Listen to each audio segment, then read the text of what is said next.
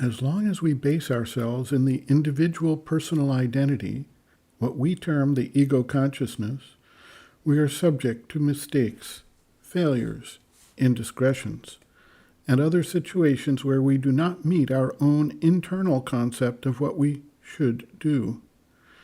Most of this is based on the background and training we have received in our society and the expectations that are put upon us by that societal setting.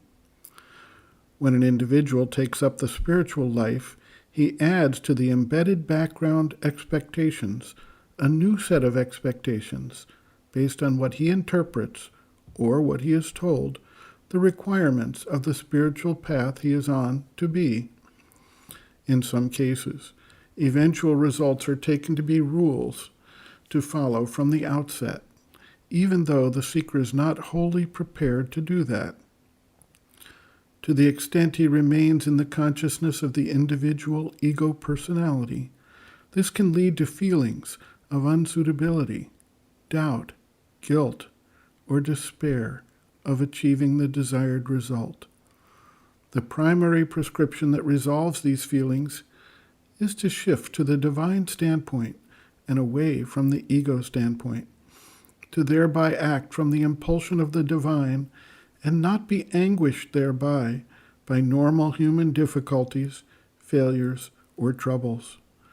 This is the liberation from the ego personality that provides the basis for a dedicated, consecrated, and still active life in the world.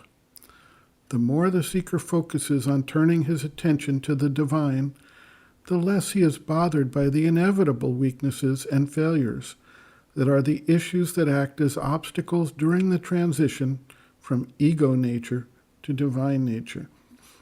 Obsessing over all the impediments of the natural being as developed in the past and present simply creates friction in the process of transitioning to the basis of the next phase of consciousness that is manifesting through the seekers who open to its capabilities. Sri Aurobindo notes, quote, "You ask how you can repair the wrong you seem to have done. Admitting that it is as you say, it seems to me that the reparation lies precisely in this, in making yourself a vessel for the divine truth and the divine love. And the first steps towards that are a complete self-consecration and self-purification, a complete opening of oneself to the divine, rejecting all in oneself that can stand in the way of the fulfillment. In the spiritual life, there is no other reparation for any mistake, none that is wholly effective. At the beginning, one should not ask for any other fruit or results than this internal growth and change, for otherwise one lays oneself open to severe disappointments.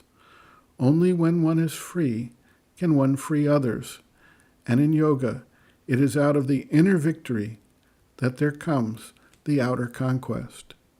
End quote. Reference, Sri Aurobindo, Bases of Yoga, Chapter 2, Faith, Aspiration, Surrender, pages 27 to 28.